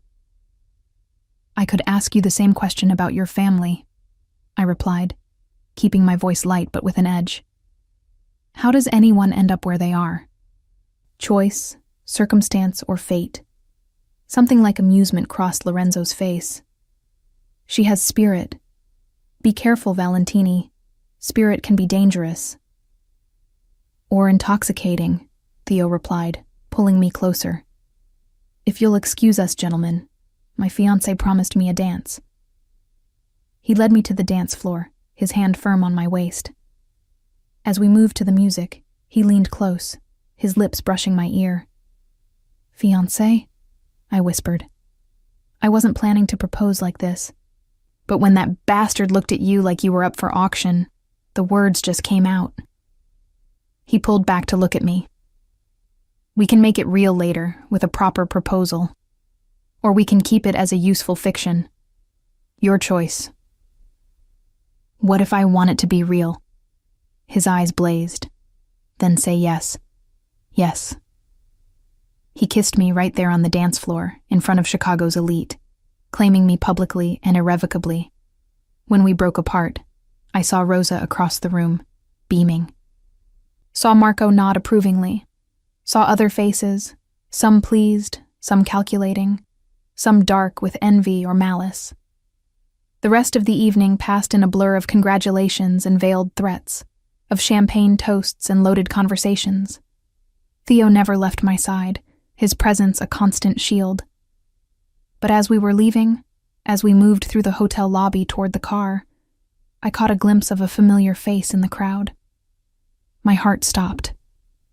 Mark, my ex-boyfriend from years ago, the one who'd left me with debt and broken promises.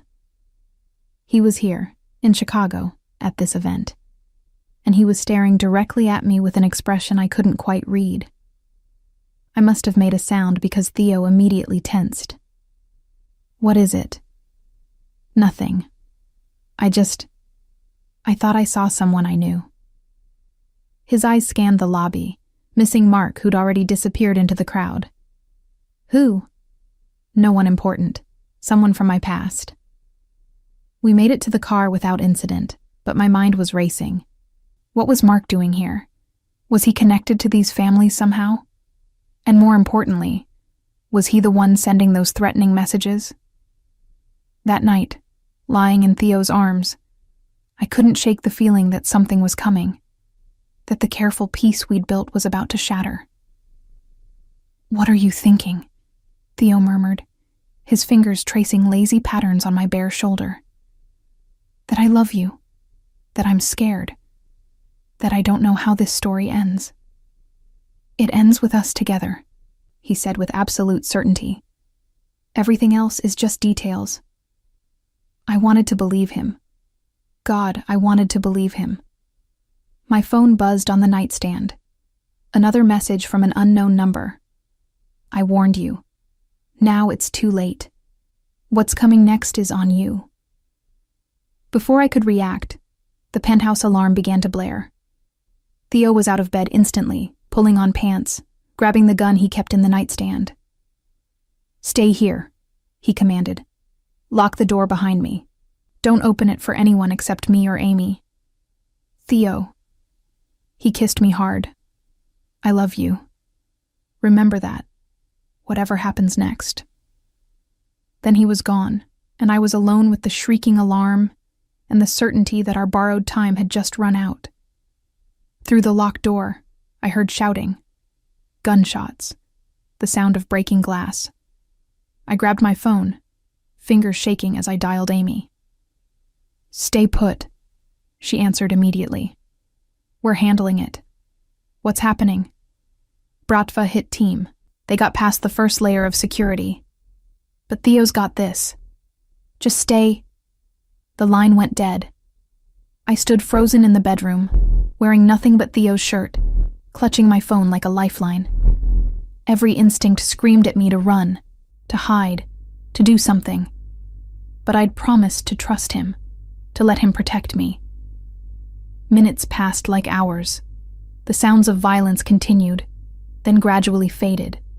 Finally, silence. The door handle turned. I backed away, looking for anything I could use as a weapon. "Tessa, it's me." Theo's voice, rough with exhaustion. I unlocked the door with trembling hands. He stood there, disheveled, a cut above his eye bleeding sluggishly, but alive. Whole. "It's over," he said. "They're gone. You're safe." I launched myself at him and he caught me, his arms like steel bands around me. I thought, when I heard the gunshots, "Shh, I'm fine, we're fine." He carried me back to the bed, sitting with me in his lap. "They tried to breach the penthouse. They failed. It won't happen again. I'm tripling security, adding redundancies, making this place impenetrable. This is because I said yes, isn't it? Because you claimed me at the gala. This is because the Bratva saw an opportunity and took it, because they thought they could hurt me through you." His hand cupped my face, forcing me to meet his eyes. "But they were wrong. They didn't hurt you. They just pissed me off, and tomorrow, they're going to learn exactly what that means." The cold fury in his voice should have terrified me. Instead, I felt safe, protected, cherished. "I saw someone tonight," I said. "At the gala." My ex-boyfriend, Mark. He was there, watching me. Theo went very still. Tell me everything about this, Mark. I did. The relationship, the debt he'd left me with, the way he'd disappeared. When I finished, Theo's expression was thoughtful. Marco, he called out. His advisor appeared in the doorway. Run a full background check on Mark. He looked at me. Harris. Mark Harris. Mark Harris. I want to know where he's been, who he's working for, and why he was at the gala tonight. Theo's voice was steel. And pull phone records. I want to know if he's been contacting Tessa. Understanding dawned. You think he's the one sending the threats? I think it's too convenient that your ex appears the same night we're attacked. I don't believe in coincidences. He kissed my forehead. But we'll find out. And if he's been threatening you, if he's put you in danger.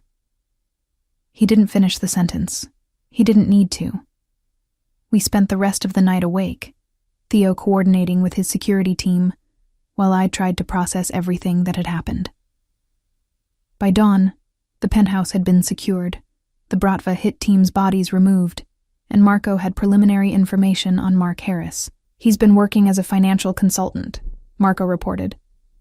But his client list includes several Eastern European firms with suspected Bratva connections.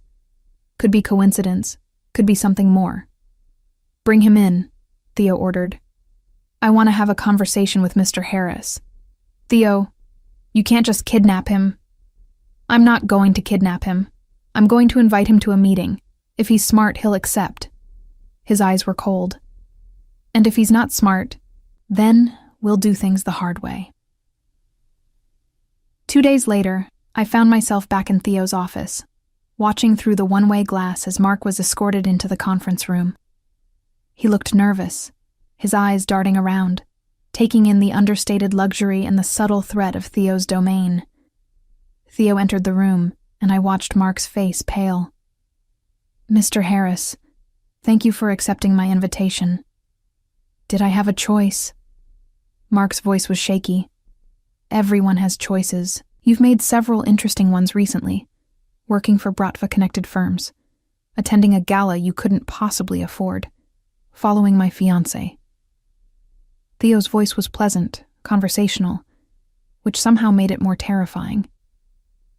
I'm curious about your motivations. I don't know what you're talking about. Theo slid a folder across the table. Phone records. Text messages sent from burner phones registered to addresses near your apartment. Surveillance footage of you watching Tessa's building. Would you like me to continue? Mark's face crumbled. I was trying to protect her. She doesn't know what she's gotten into with you. I've heard things, Mr. Valentini.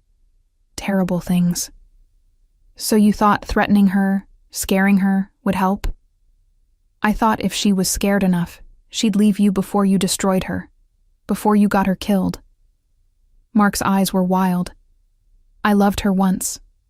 I know I screwed up, but I never wanted her hurt. Through the glass, I felt an unexpected pang of something. Not love, that had died years ago, but recognition that Mark, in his misguided way, had been trying to help. Theo leaned back in his chair. Here's what's going to happen, Mr. Harris. You're going to stop contacting Tessa, you're going to leave Chicago, and you're going to pray I never have reason to think about you again. Because if you show up in her life one more time, if you send one more message, if you so much as speak her name, I will make you wish you'd never been born. The threat was delivered calmly, almost gently, which made it absolutely credible. I understand, Mark whispered. Good. There's a plane ticket waiting for you at O'Hare, San Francisco. I've arranged a job interview at a firm there. Take it, start over, and forget Tessa Morgan exists. Theo stood. Or don't, and deal with the consequences. Your choice. After Mark was escorted out, Theo returned to where I waited. He was telling the truth. Misguided, but not malicious. He'll leave Chicago. And if he doesn't, then I'll handle it. He pulled me into his arms. But I don't think he'll be a problem. He's scared enough to be smart. With Mark gone and the Bratva threat neutralized, life began to settle into something almost normal. Theo and I fell into rhythms. Mornings tangled together in bed, days working side by side, evenings with Rosa and her family or quiet dinners at home. He officially proposed a month later, on the terrace of the estate, with a ring that had belonged to his mother. My mother's treatment was working. Her latest scans showed improvement, and her doctors were cautiously optimistic. She'd met Theo over video call and had given her blessing with tears in her eyes. "He loves you," she'd said. "I can see it in how he looks at you, like you're his whole world." "He's dangerous, Mom. His business." "Life is dangerous, sweetheart. Love is dangerous. But it's also the only thing that makes any of it worthwhile." She'd smiled. "Be happy. You deserve to be happy." 6 months after that first explosive meeting in the conference room, I stood in front of a mirror in Rosa's guest house, wearing a wedding dress that made me look like something out of a dream. Simple, elegant, perfect. "Ready?" Rosa asked, adjusting my veil. "Terrified," I admitted. "Good. That means you understand what you're getting into." She squeezed my hand. "But I've never seen my brother happier. You've given him something to live for beyond the business, beyond the violence. You've given him hope." The ceremony was small, just family and Theo's closest associates. We married on the estate's grounds, overlooking the lake, with Rosa and Marco standing as witnesses. When Theo saw me walking toward him, his eyes shone with something that looked like wonder. "You came," he said softly as I reached him. "Did you doubt?" "Every day since I met you, I've wondered when you'd realize you could do better, when you'd wake up and see me for what I am." I took his hands, feeling the calluses, the strength, the gentleness he reserved for me alone. "I see exactly who you are, Theo Valentini, and I choose you anyway. I choose us." "Then let's make it official, Mrs. Valentini." The name sent a thrill through me. Mrs. Valentini, Theo's wife, partner to one of the most dangerous men in Chicago.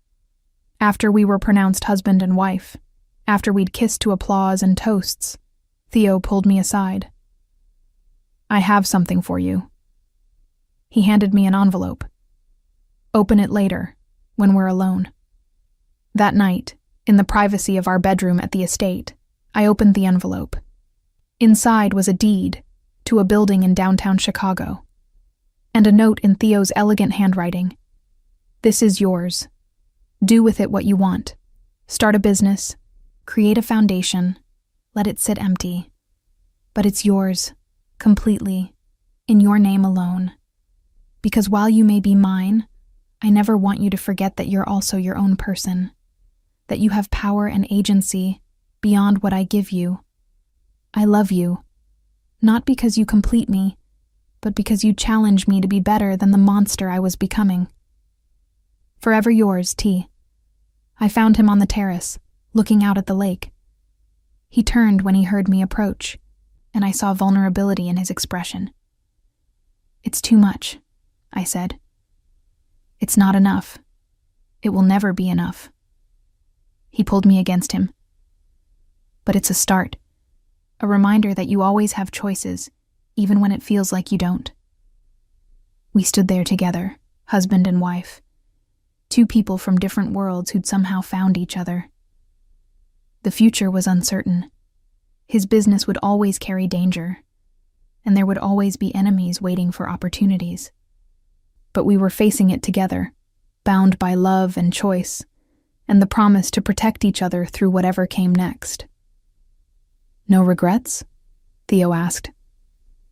I thought about the journey that had brought us here, the accidental pregnancy scare that had never happened, the 2 years of silent longing, the explosive revelation, the danger and violence and impossible choices. "Only one," I said. His body tensed. What? That I wasted 2 years being invisible when I could have been yours all along. His smile was fierce, possessive, full of love. Then let's make up for lost time, Mrs. Valentini. And we did. For the rest of our lives we did.